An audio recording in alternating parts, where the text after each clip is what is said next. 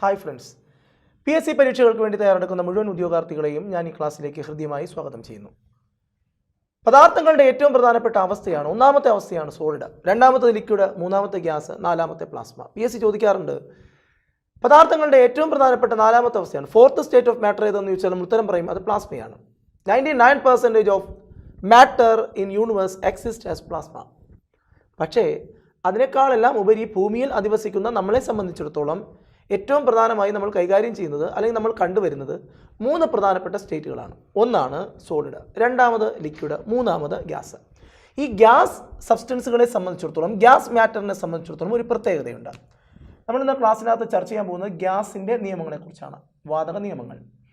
Gas സബ്സ്റ്റൻസുകളുടെ പ്രത്യേകത, ഇതൊരു gas matter ആണെന്നിരിക്കട്ടെ, അതിനകത്തെ പാർട്ടിക്കിൾസൊക്കെ വളരെ അകന്നായിരിക്കും സ്ഥിതി ചെയ്യുന്നത്. പാർട്ടിക്കിൾസ് ഒന്നും ടൈറ്റ്ലി പാക്ഡ് അല്ല ആസ് ലൈക്ക് സോളിഡ് പോലെ അല്ല. In the case of gas the particles R loosely packed, അതായത് ലൂസ് ആയിട്ടായിരിക്കും പാക്ക് ചെയ്യപ്പെട്ടിരിക്കുന്നത്. ഒരേ സമയം ഒരു ക്ലാസ് റൂമിൻ്റെയും ഒരു മികച്ച PSC റാങ്ക് ഫീൽഡിൻ്റെയും ഗുണം തരുന്ന ചരിത്രത്തിലെ ആദ്യത്തെ ഓൺലൈൻ PSC ആപ്ലിക്കേഷൻ.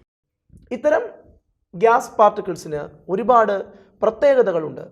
അതുകൊണ്ട് തന്നെ ഗ്യാസ് നിയമങ്ങളെക്കുറിച്ച്, വാതകങ്ങളെക്കുറിച്ച് പഠിച്ച ആദ്യത്തെ വ്യക്തിയാണ് റോബർട്ട് ബോയിൽ എന്ന പേരുള്ള ഫാദർ ഓഫ് കെമിസ്ട്രി എന്ന് നമ്മളൊക്കെ വിശേഷിപ്പിക്കുന്ന ബോയിൽ വാതകങ്ങളെക്കുറിച്ച് ഒരു പഠനം നടത്തുകയും അദ്ദേഹം ഒരു നിയമം ഉണ്ടാക്കുകയും ചെയ്തിട്ടുണ്ട്. ആ നിയമത്തെ നമ്മൾ വിളിക്കുന്ന പേരാണ് ബോയിൽസ് ലോ എന്ന്. 10ാം ക്ലാസ്സിലെ പുസ്തകത്തിൽ കുട്ടികൾക്ക് പഠിക്കാനുണ്ട് വാതകങ്ങളെക്കുറിച്ചുള്ള നിയമം boils law.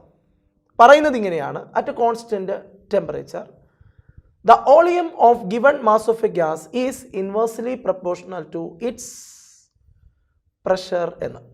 at constant temperature volume of given mass of a gas is inversely proportional to its pressure എന്ന് പറഞ്ഞാൽ at constant temperature കോൺസ്റ്റന്റ് ആയിരിക്കുമ്പോൾ ഒരു ഗ്യാസിൻ്റെ പ്രഷർ കൂട്ടിയാൽ, ഇതൊരു പിസ്റ്റൺ ആണ്, പിസ്റ്റൺ വെച്ചിട്ട് നമ്മൾ ഇതിനകത്തൊരു ഗ്യാസ് ഇരിപ്പുണ്ട്, ഈ ഗ്യാസിൻ്റെ പ്രഷർ നമ്മൾ കൂട്ടുകയാണെന്ന് വിചാരിക്കുക. അറ്റ് കോൺസ്റ്റന്റ് ടെമ്പറേച്ചർ ഇതിനകത്ത് നമ്മൾ പിസ്റ്റൺ ഇങ്ങനെ അമർത്തുന്നു. പിസ്റ്റൺ അമർത്തിയാൽ എന്ത് സംഭവിക്കും? പിസ്റ്റൺ അമർത്തിയാൽ ഇതിൻ്റെ കോൺസെൻട്രേഷൻ, ഇതിൻ്റെ വോളിയം കുറഞ്ഞ് വരും. ഈ നിയമത്തെ നമ്മൾ വിളിക്കുന്ന പേരാണ് ബോയിൽസ് ലോ എന്ന്. എന്താ നിയമം? അറ്റ് കോൺസ്റ്റന്റ് ടെമ്പറേച്ചർ, വളരെ ഇമ്പോർട്ടൻ്റ് ആയ പോയിന്റ് അതാണ്. അറ്റ് കോൺസ്റ്റന്റ് ടെമ്പറേച്ചർ സ്ഥിരമായിരിക്കുമ്പോൾ മാത്രം volume is inversely proportional to pressure, volume പ്രഷറിന് ഇൻവേഴ്സ്ലി പ്രൊപ്പോർഷണൽ ആയിരിക്കും എന്ന്. അപ്പോൾ ഇതിൻ്റെ മാത്തമെറ്റിക്കൽ എക്സ്പ്രഷൻ സാധാരണ പരീക്ഷകൾ ചോദിക്കാറുണ്ട്. റോബർട്ട് ബോയിലിൻ്റെ ബോയിൽസ് ലോയുടെ മാത്തമെറ്റിക്കൽ എക്സ്പ്രഷൻ V = 1/P എന്നാണ്.